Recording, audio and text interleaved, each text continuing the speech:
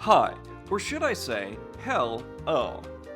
So I keep a list of video ideas on my notes app. I'll come across a crazy thing or an awful person and say, that'll make for a good video. Let me write that down. But because it's me, I'll take forever to get to it and forget almost immediately why I wanted to talk about it. Yeah, if somebody could tell me what libertarian subreddit self-immolation means, I'll give you a hug? Like a really good hug. So while I was going through this list and saw the words Journey to Hell movie, parentheses Christian Neil Breen, my only thought was, what the hell was I talking about? So then I googled it and was delighted at the memories that washed over me like a wave of milk. Why was that the first liquid I could think of? Ages ago, I got an ad for this beautiful movie trailer. We're gathered here today to celebrate the life of a great man.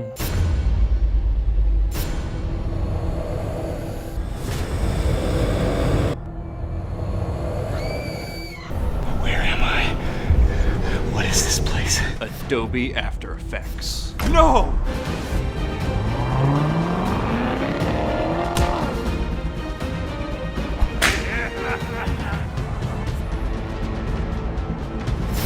A long life to find you.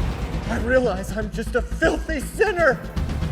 God. Yeah, so that's the funniest fucking thing I've ever seen. And it's October. It's the spooky season. Everybody loves horror movies during the spooky season, right? We all love horror movies, and we're all big, brave adults who don't need their blankies anymore, Mom. And what's more horrifying than a movie about being tortured for eternity if you believe the wrong thing? So let's watch Journey to Hell. This movie has one of the funniest intros I've ever seen. First, this specific combination of a drone shot in LA and the white lettering and the generic hip-hop beat made me think I was watching a vlog for a second. What's up, YouTube? It's the Prank Twins, back at it again with another vlog. Today, we're gonna be pranking our grandma by going to hell.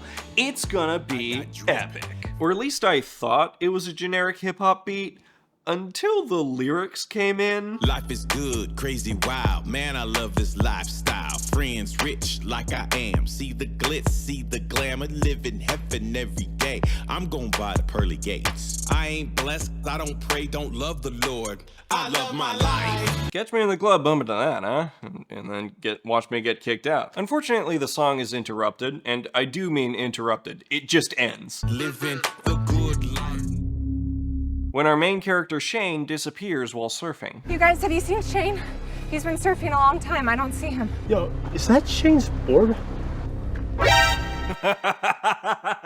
No, that's just a PNG file of his board. I'm sure he's fine. We're gathered here today to celebrate the life of a great man. Alright, I guess he's not. 3 minutes in and we're at the main character's funeral. I actually respect that. It's efficient, and I'm sure the rest of the movie will follow this trend and there won't be any unnecessary filler. To celebrate the life of a great man. Shane Badman. His name is what? Shane Badman. Shane Badman. Shane Badman. Remember when I thought that Bob Revere was the most on-the-nose name ever conceived? How young and innocent I was. Then the camera cranes down through the earth into a dark, fiery pit as Shane opens his eyes. Where am I? Hello? Oh boy, it's gonna be real hard not to talk about the green screen. Okay, I'm gonna be fair here. Green screen is hard to do well, and it's extremely easy to just mess up and have it look awful. But they did at least attempt to match the lighting on the actors to the environment. It doesn't look great, and unfortunately the aesthetic they chose for Hell was really dark despite all the fires, so most of Hell looks like a vaguely orange soup, but that is more than some people would bother or know to do. I miss my brother. Anyway, Shane, confused about where he is, starts asking around during this shot that goes on way too long until he decides to ask, what the fuck? Where am I? What is Bist du this? wahnsinnig? You're not gonna look down, Shane? You're not gonna look down at the big red armband right in front of you? Verdammt nochmal auf mit mir zu reden! Sir, please. Oh, you're just gonna move on. You're just gonna breeze on past that. Alright, look, I get being nervous on your first day anywhere, but like, maybe find someone a little better to get directions from. Imagine going to your college orientation and you're trying to find your dorm, so you ask the RA, but he turns around and it's Thanos, and he says, down the hall and to the left. And you're like, oh, thanks, Thanos, you're a real lifesaver. And he says, only half the time. And you're like, what? And he says, nothing. And you're like, so, like, are you, like, single? And he holds up the reality stone and he's like, I can be whatever you want me to be. And you enter a 2-year relationship with him. And sure, the age gap's a little problematic, but, like, he seems genuine. But then you glance at his phone and he's been on Tinder and he's been swiping right on, like, 50% of the people. And pulling. So you confront him on the cliffs of Boromir and he's like, I'm sorry, little one. And you're like, is that supposed to make me less uncomfortable about the age gap? And then he pushes you off the cliff as the soul stone appears in his hands because he sacrificed someone he loved. And in your dying moments, you realize the universe basically just affirmed this manipulative weirdo's assertion that even though he put you through all that shit, he still loved you, which is really messed up of the universe to insinuate, right? Anyway, Shane starts breaking down, and then we cut to a flashback from before he died. Oh, Jesus Christ! Hey, if you're mad I took his name in vain, then maybe he should have blessed the filmmakers with an ND filter. There's a bunch of flashbacks of Shane's living days interspersed through the movie. I feel like the writers watched The Good Place once and said, hey, this popular show about the afterlife has flashbacks of the main characters acting shitty. We should put that in our movie. And then couldn't figure out why it worked in the show. If I talk about them as they appear, this video will be way too long, so I'm just gonna bunch them all together and then talk about them later. So back in Hell, Shane is just kind of wandering, like he's just watching demons torture people like he's at a zoo. There is no water in hell. There has never been water in hell. Hey, he kind of wandered out of the shot. Director, can we? This fool! But at least Shane knows where he is now. Excuse me, where are we? Is this really hell? Okay, I guess he doesn't. He spends a good chunk of the first act not fully getting that he is, in fact, in hell. Like, I get being shocked, and sure, maybe hell's a bit emptier than you would expect, but it's still obviously hell. The guy he just talked to was Mao Zedong, by the way. Yes, I am Mao Zedong. So what?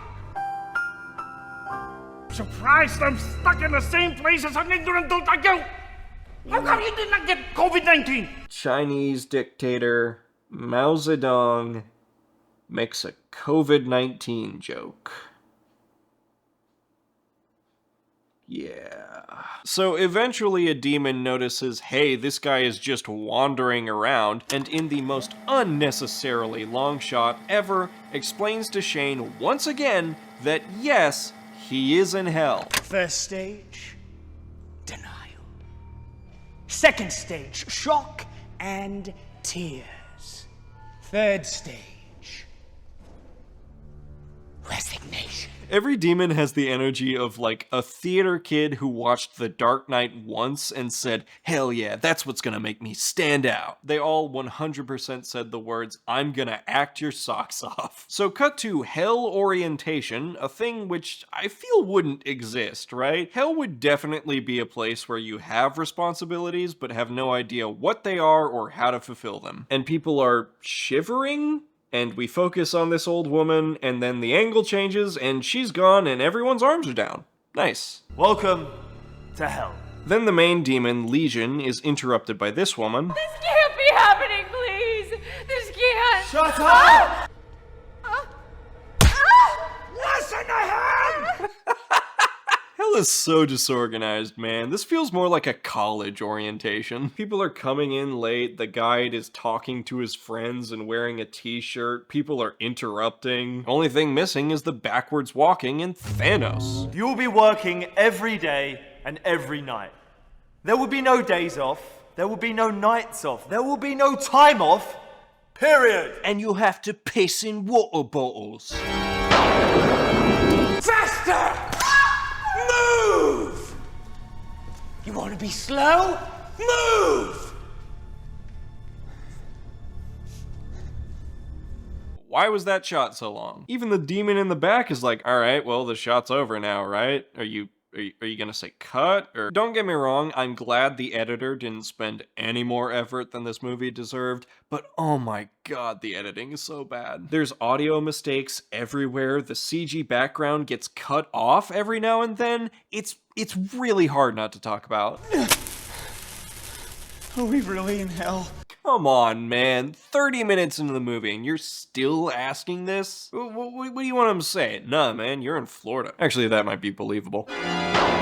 Then Shane casually bumps into the Roman Emperor Nero. I'm Nero, the greatest emperor Rome has ever seen. Yeah, this is the second of 3 major historical figures that this man just stumbles upon. He runs into Mao Zedong, Nero, and fucking Hitler, and then is introduced by a demon to Kim Il-sung, Judas Iscariot, the Zodiac Killer, and 3 people I'm actually going to wait to talk about. Here's how literally all of these interactions go.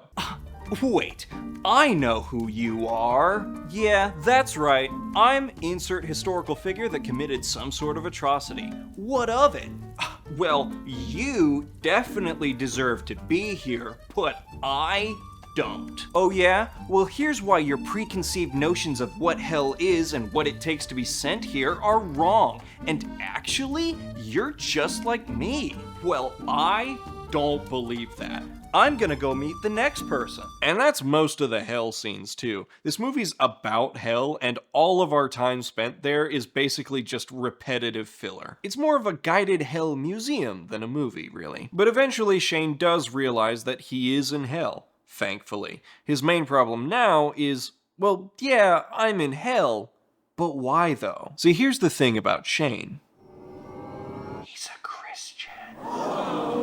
Shocker, right? I'm actually gonna compliment Journey to Hell again. There's a lot of points in this movie where your standard Christian movie would have taken the path of least resistance, and this movie doesn't. I fully expected Shane Badman to just be an atheist, and for the whole movie to just be, ha, guess you should have believed in Jesus then. But no, it's not his lack of belief that's the problem, it's his application of his beliefs, which is genuinely a surprisingly nuanced take from a genre that includes the likes of God's Not Dead. Hope you appreciate that, filmmakers, because that's the last time I'm describing Shane as nuanced. So, it's October again. Okay, so confession time. This video was supposed to come out last October, but then I didn't make that deadline due to personal reasons. And then I tried to get it out by December, and then more personal shit happened. So here we are, back in a seasonally appropriate month, and it's fine. We're fine. I'm fine. I haven't just been twiddling my thumbs for a year and a half. I've got more stuff on the way, hopefully soonish. But in the meantime, we're just gonna enjoy the video and we're gonna not yell at Charlie. Okay, have fun. Oh, fuck, I forgot to... So during the flashbacks, we get a better sense of who Shane was while he was alive. He was a successful businessman, as we can see when he gets promoted in a high school auditorium for some reason. And he's got a huge house in LA, which clearly the entire budget of the movie went towards renting this out. Come on, that's the thing you couldn't green screen? Honestly, it might have been better, because when Shane starts talking to his wife, by the way, he has a wife, about how, sure, he got the promotion, but he just feels empty inside. The whole time you can hear, like, construction noises and bird calls. I worked my entire life for this moment, and I'm still not happy. Shane's wife says he's up super early, but you can tell from the light it's like noon. And whoever was holding up the diffusion gets tired halfway through. I don't know. I have everything. A cool car, a giant house, an 8 out of 10 wife, but I still feel empty inside. I've tried everything. Buying a new car, buying a bigger house, buying a second wife. Buying a what now? You're good. You're good. You're good. You're good. You're good. But after all that, it still just hasn't filled up that hole within me. Shane's wife is supposed to be his moral compass. She tries to get him to become a better Christian, and the way she accomplishes this is by being really passive-aggressive and mean to him. And the Bible says in the last days, people don't want sound teaching, they just want their ears tickled. I'm not saying he doesn't deserve it, he does. But like, hey, get a divorce. This is not a healthy relationship, you guys hate each other. Her saying congrats on the promotion is basically the last kind thing they say to each other before he dies. It's honestly impressive. I've never seen a movie do the nagging wife trope while being on the side of the wife. But this scene sets up Shane's big flaw. Yes, he is a Christian. Yes, he believes that God exists and that Jesus is his son and the savior of humankind, but that's pretty much it. He doesn't follow a lot of the specific teachings, notably the ones about behavior, salvation, and hell. Take this scene where he and his wife are at their church listening to their pastor preach about hell. I want to see if you can notice, Shane's actor does a subtle little facial expression to show that he disagrees with the sermon. You see, hell is a real place, just as real as heaven, and yet people don't want to believe. It's almost imperceptible. Also, does his shirt say vagina? Okay, it says Virginia. just imagining someone going to church on Sunday with the shirt that says... Jesus spoke more about hell than anyone else in the Bible. That's an interesting claim. I'll save this one for later, but this movie actually makes a lot of interesting claims. Later, the pastor says this. Did you know that 50% of Christians today do not believe in hell? I tried to find a source for this, and the YouTube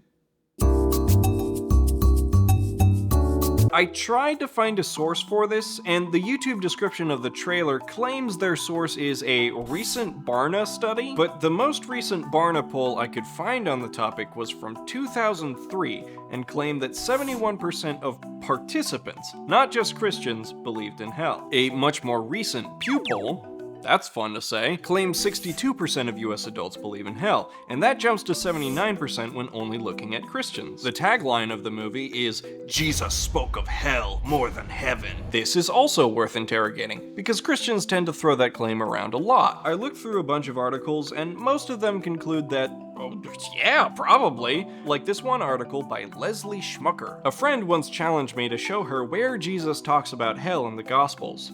Even a cursory read-through shows Jesus talked about it plenty. Leslie, that doesn't help. The only person I could find that actually fucking counted it was in this one Medium article by Ed Elliott, and he concluded that Jesus talked about hell, both directly and indirectly, only about a third as much as he did heaven. If anyone has a better source on this, I would genuinely love to see it. So, another flashback, Shane has another argument with his wife. You say you're a Christian, but where are your fruits? They're an important part of a balanced diet. We're in a real spiritual battle right now. And most Christians aren't even aware of it. The devil is real.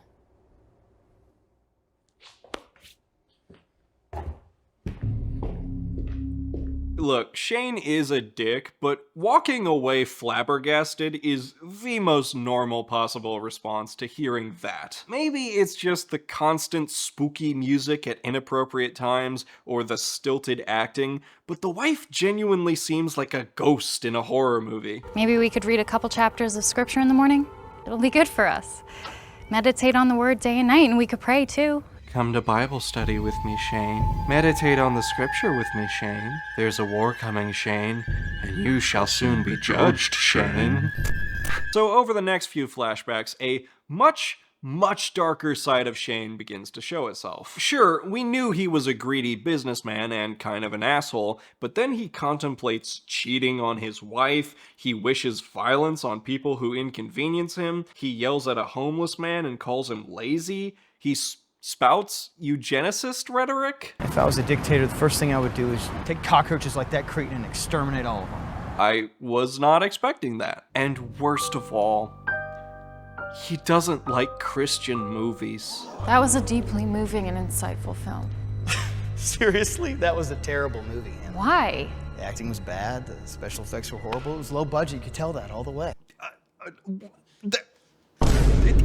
It's me! They put me in the movie! Well, some of that may be true, but it's still winning people to Christ, Shane. Yeah, movies don't have to be good. They just have to say what I agree with. Hold on. Wait, what's her name? Hannah, don't rush me. I'll talk about the state of the Christian film industry later, thank you very much. Meanwhile, back in hell, Shane runs into Pastor Jack, who basically serves as Shane's mentor later on, and he's... Hey man, why don't you just shut up? Oh no. Let me guess.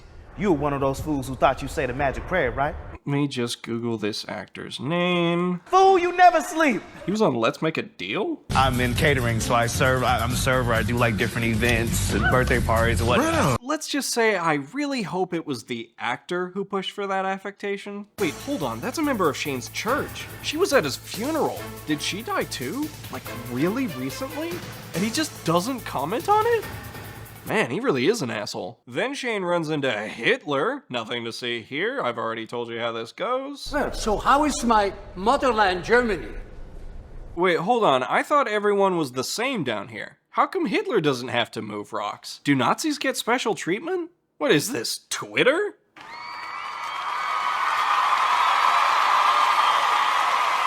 Thank you, thank you. Then Legion comes back and gives Shane, like, a guided tour. For some reason. I need to know something important. Is Hannah Badman here? Can you answer that question? You mean your wife? Why would she be here? She was a Christian. She's also alive, which I would think would have a bigger impact on her being in hell. Unless... Is she alive? Was she a ghost? I know I wasn't the best Christian, but God...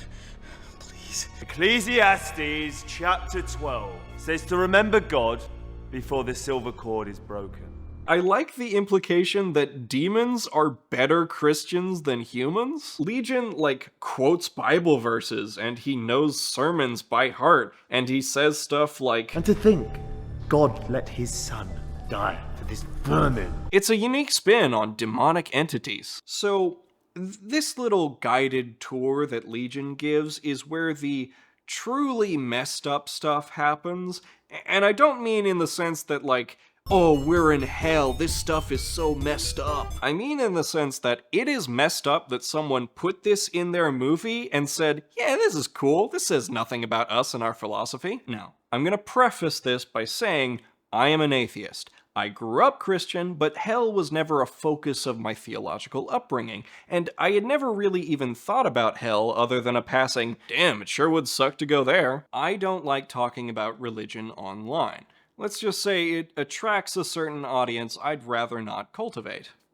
Redditors. Religion is a mental illness. Shut the fuck up. A lot of atheists tend to fall into the trap of, well, I'm naturally skeptical of religion, so therefore I must be naturally skeptical of everything. If someone introduces themselves to you as a skeptic, they are 100% the most gullible person you'll meet. They don't call themselves that because they've done all the research, they call themselves that because they think they don't have to.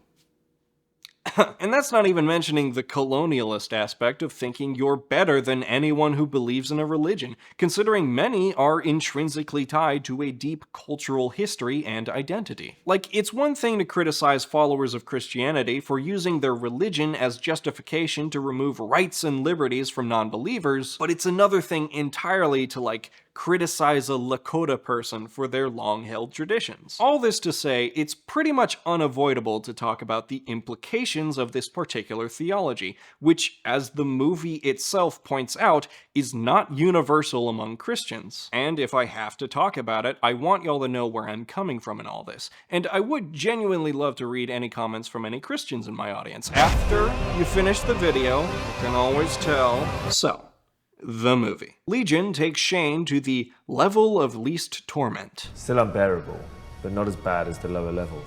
This section is for those who never heard the gospel of Christ. Yeah, you can maybe see where I'm going with this. Legion introduces him to some of the denizens of this level, all of whom Shane believes to be bad people. See that guy over there?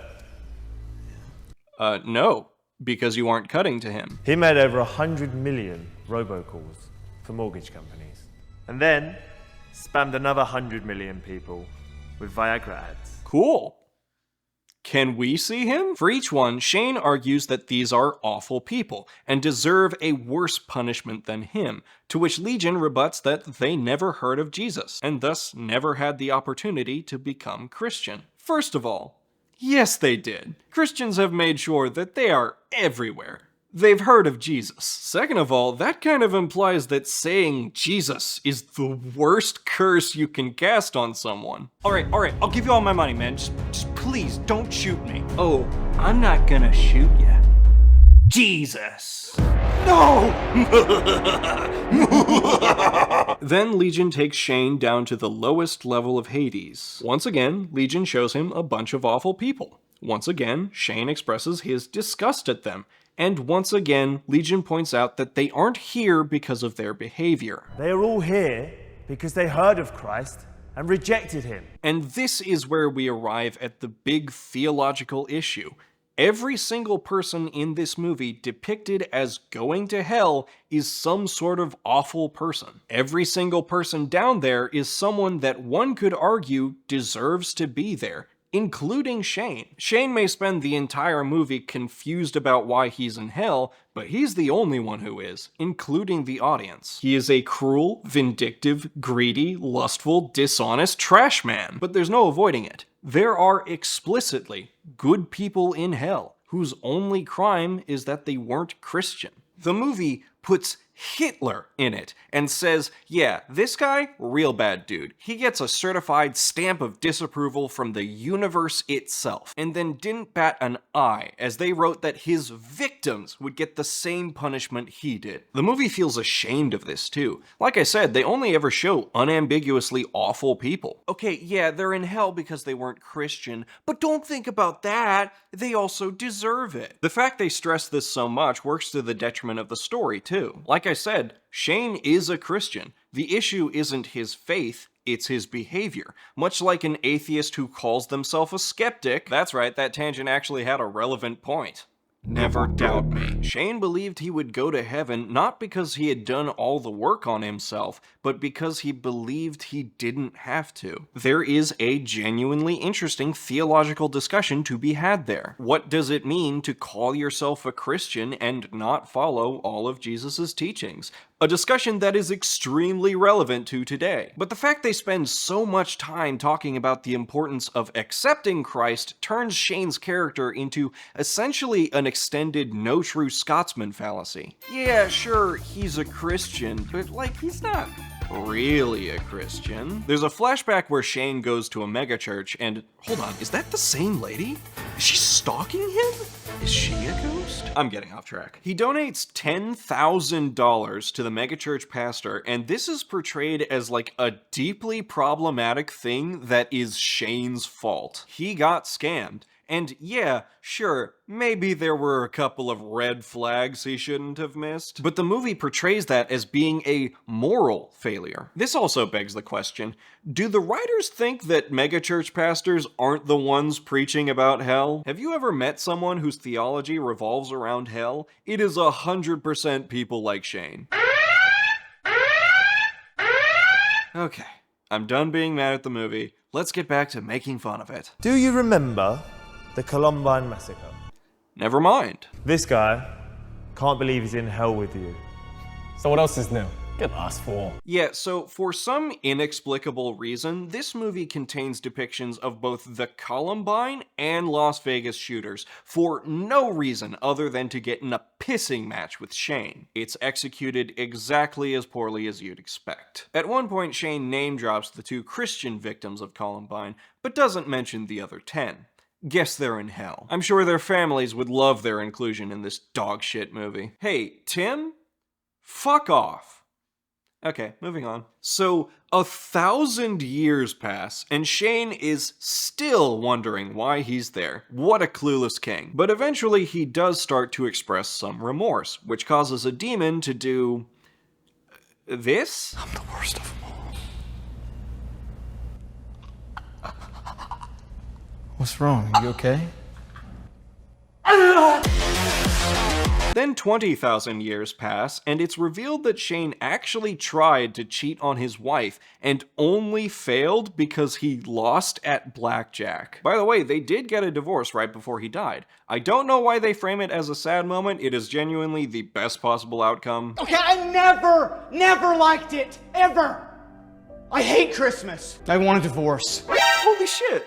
This was a War on Christmas movie too! My decorations, they were appropriate! Sequel, sequel, sequel. And then 50,000 years pass, and something starts happening in the distance. What's going on over there?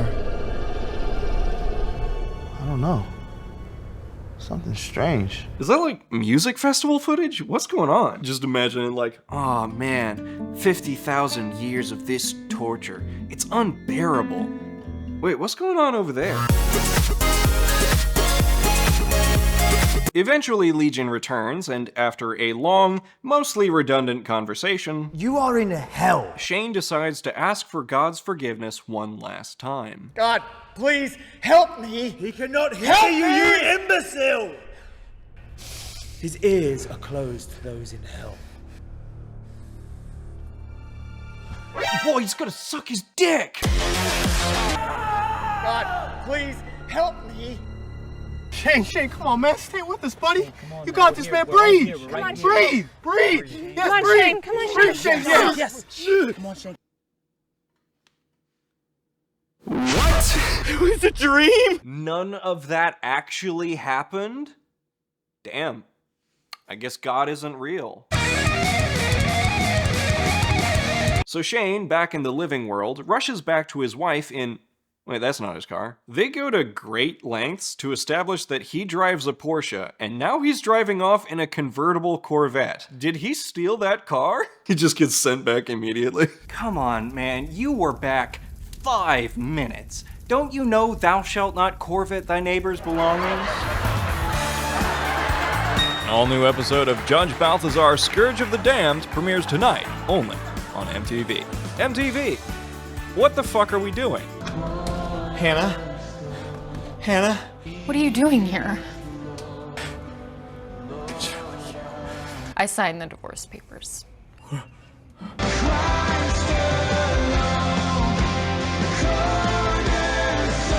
So yeah, that's the movie. Shane escaped from hell, and so did I, because the movie is over. This movie exists in a bizarre middle ground. Yeah, it's about how you'll burn in hell if you aren't the exact right kind of Christian, but like in a liberal way? Like, Shane is basically just a Republican. He's pro-death penalty, anti-homeless, believes in the prosperity gospel, and the movie explicitly criticizes those aspects of his character. And surprisingly, there are no depictions of people being in hell for being queer or a Democrat. That's an incredibly low bar, but it's still not one that I expected it to hop over, you know? But that makes it all the more confusing why this movie is about this topic. Wishing death upon your enemies is a sin, but wishing eternal torment? That's a-okay. I want to circle back to the claim that Jesus talked about hell more than anyone. Is that true? Kinda, but not really. Reminder. I am a 24-year-old atheist who is not any sort of religious scholar or historian, and I do not speak Hebrew or ancient Greek, and if that knowledge makes you question the validity of what I am about to say, good! Please do! What do you think, I cite my sources for decoration? No, that's homework, motherfucker! When you see the word hell in a Bible, that is a translation, specifically a translation of one of 4 words: Sheol, Gehenna, Hades, or Tartarus. Tartarus appears only once in any translation.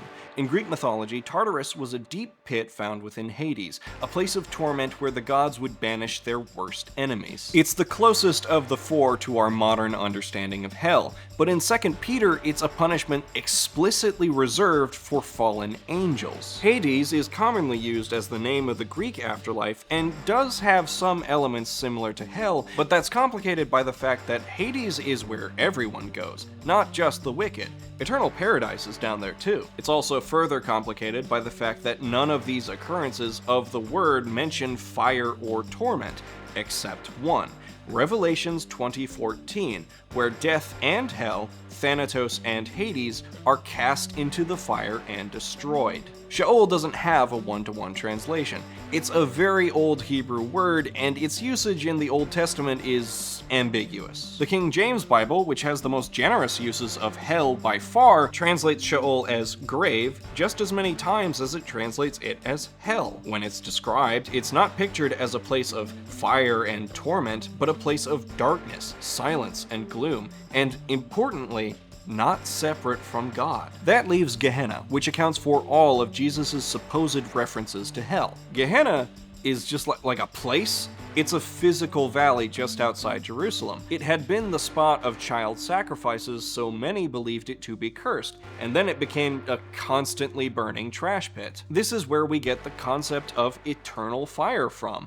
Eternal modifies the word fire, not the time you spend in it. Many of his references to Gehenna are metaphorical. If you live in sin, that's basically like throwing yourself into this cursed trash pit. And of the two references you could argue refer to Gehenna as an afterlife, one of them, Matthew 10:28, describes Gehenna as a place where God destroys the body and the soul, not tortures, destroys. So if you have a hard time reconciling the idea that a loving God could condemn someone to be tortured for eternity simply for not believing, don't worry, there's a good argument to be made that Jesus did too. So why am I talking about this? Let's go back to that clip where Shane not liking Christian movies is treated as a character flaw. Well, some of that may be true, but it's still winning people to Christ, Shane.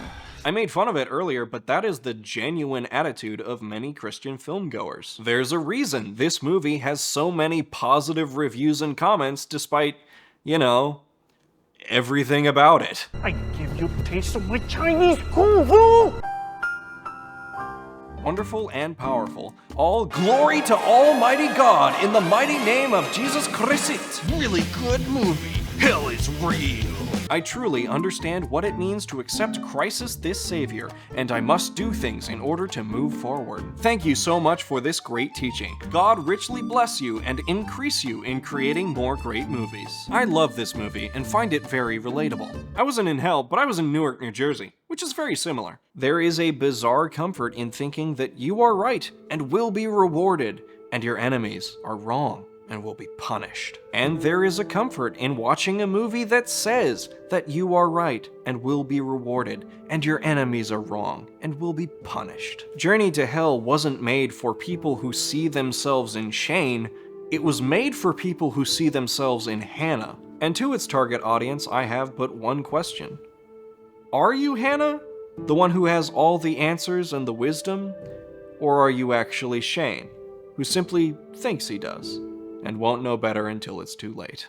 That's where I'm gonna cut this off. Sorry that this fun movie review got like that at the end. One day I'll find a topic where I can just have fun, but I guess that's my hell for now. If you enjoyed this video, carry a rock over to the like button, comment your thoughts about your perspective on all this. That's not a joke, I am genuinely curious. And subscribe and hit the bell for more, but like in a sinful way. And I'll see you, wait, hold on. And I'll see you all in hell.